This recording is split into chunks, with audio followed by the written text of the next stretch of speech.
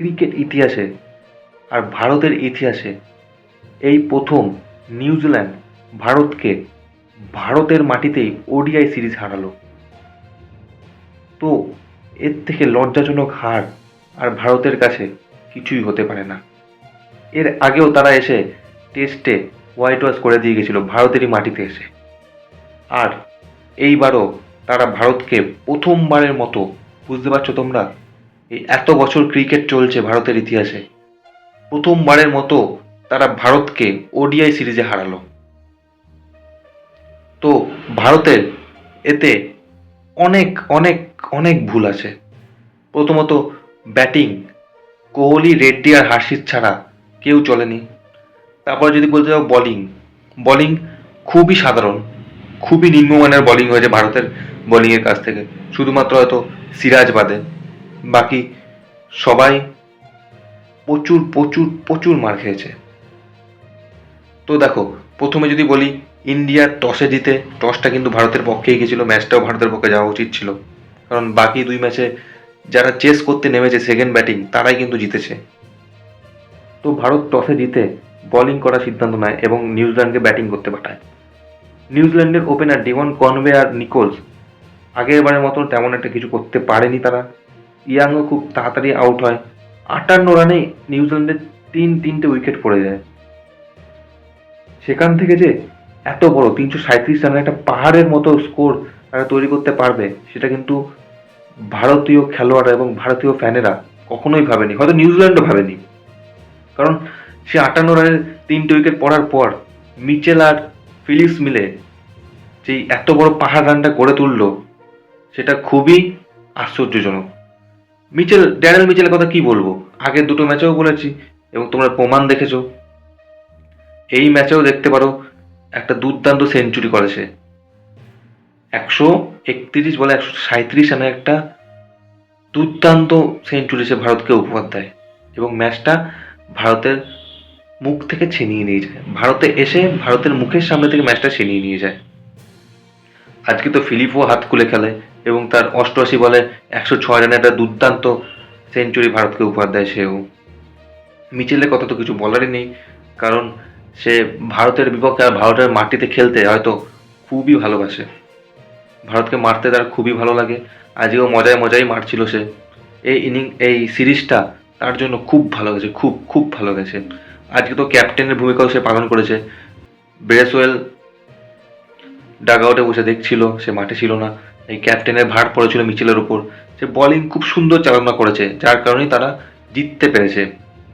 আর নিউজিল্যান্ডের captain Bracewell শেষের দিকে এসে 18 বলে 28 রানে একটা দুর্দান্ত ফিনিশ দেয় টিমকে। তো ভারতের যদি বোলিংয়ের কথা বলি, মোহাম্মদ সিরাজ একমাত্র হয়তো ভালো বল করেছে লো ইকোনমিতে। হর্ষিত রানা উইকেট পেলেও প্রচুর রান খায়। হর্ষদীপ সিংও রান খেয়েছে। আর কুলদীপ জাডেজার কথা তো বাদই দিলাম, তাদের দিয়ে বলই করানো হয়নি সেরকমভাবে, হয়তো 5 ওভার কিংবা 6 ওভার বল করানো হয়েছে, তো উইকেট পাবে কি তারা। তারপর যদি দেখো নীতিশ কুমার রেড্ডি, তার কেরিয়ারে সে এই প্রথম এত লম্বা স্পেল করলো। এর আগে সে এত ওভার বল সে কখনো করেনি, আজকে করলো। হয়তো এই রণকৌশল নিয়ে ভারত মাঠে নেমেছিল। দ্বিতীয় ম্যাচে হারার পর তারা ভেবেছে যে স্পিনার দিয়ে বল করানো যাবে না, নীতিশ কুমার রেড্ডিকে 4 নম্বর পেসার হিসেবে, সিমার হিসেবে তাকে বল করানো হয়। হয়তো 6 ওভার না 8 ওভার নীতিশ কুমার রেড্ডি করে। তো 58তে 3 উইকেট পড়ার পর নিউজিল্যান্ডের স্কোর দাঁড়ায় 50 ওভারে 337। তো 338 রানের লক্ষ্য নিয়ে ভারত মাঠে নামে। 338 রান তাড়া করতে নেমে রোহিত শর্মা আরও একবার আমাদের হৃদয়কে কষ্ট দেয়, কারণ আবারও সে ব্যাটিংয়ে ব্যর্থ হয়। এই সিরিজে তার ব্যাট একদমই চলেনি বললেই চলে, কারণ আজকেও সামথিং 11 রানে সে আউট হয়ে যায়। ভারতের ওপেনাররা আজকেও ভারতকে খুব একটা ভালো স্টার্ট দিতে পারেনি। তার প্রধান কারণ হচ্ছে রোহিত শর্মা খুবই অল্প রানে আউট হন এবং গিলকে ভালো ছন্দে দেখাচ্ছিল, কিন্তু জেমিসনের খুব সুন্দর বল গিলের ডিফেন্সকে ভেঙে গিলকে বোল্ড করে দেয়। সেই কারণে ভারতের ওপেনিং স্টার্টটা খুব সুন্দর একটা হয়নি। কিন্তু বিরাট কোহলি একা খুঁটির মতো দাঁড়িয়ে থেকে ম্যাচটা এত দূর নিয়ে গেল, তার জন্য বিরাট কোহলিকে কুর্নিশ জানাই।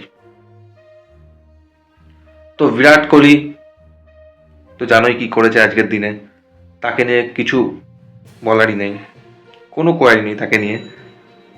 শ্রেয়াস আইয়ার প্রথম ইনিংসটা চোটের পর সে এসেছিল, প্রথম ইনিংসটা খুবই ভালো গেছিল, হয়তো আশা করেছিলাম আগেরটা হয়তো ব্যর্থ হয়েছে, আজকেরটা ভালো হবে, সেটাও হয়নি।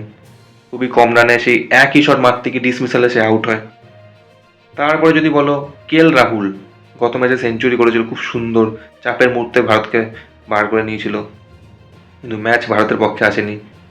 সেই রকমই আজকেও খুবই একটা কঠিন মুহূর্তে, চাপের মুহূর্তে রাহুলের ব্যাট আসে, কিন্তু রাহুলের ব্যাট চলেনি, তারও একটা ডিসমিসালে সে আউট হয়। তারপরে নীতিশ কুমার রেড্ডি আর কোহলির মধ্যে খুব সুন্দর একটা পার্টনারশিপ চলে, যার কারণে ভারত অনেকটা তাদের লক্ষ্যের দিকে পৌঁছাতে পারে। নীতিশ কুমার রেড্ডি দুর্দান্ত হাফ সেঞ্চুরি করে। রেড্ডি আউট হওয়ার পর আসেন স্যার জাডেজা ব্যাট করতে, স্যার জাডেজার ব্যাট আজকেও চলেনি, বোলিংয়েও সেরকম কিছু একটা করতে পারেননি জাডেজা। তারপরে যার কথা না বললেই নয়, হর্ষিত রানা, যেখানে বড় বড় তাবড় তাবড় ব্যাটাররা, টপ অর্ডারের ব্যাটসম্যানরা চলতে পারেনি, সেখানে 8 নম্বরে এসে হর্ষিত রানা একটা ধোঁয়াদার ইনিংস খেলে যায় এবং তার ক্যারিয়ারের প্রথম হাফ সেঞ্চুরিটা সে পূর্ণ করে। আবার কাদের বিরুদ্ধে, কোন বলারদের বিরুদ্ধে? জেমিনসন, তারপরে লিনক্স, জ্যাক ফোক্স, ফিলিপস, নিউজিল্যান্ডের তাবড় তাবড় বলারদের বিরুদ্ধে, যারা রোহিত শর্মা গিল খেলতে হিমশিম খাচ্ছিল, তাদের বিরুদ্ধে এত বড় বড় ছয় মেরেছে আর হাফ সেঞ্চুরি পূর্ণ করে।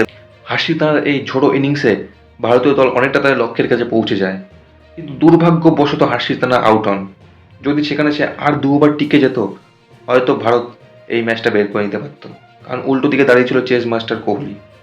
কোহলি এরপরে কি করবে?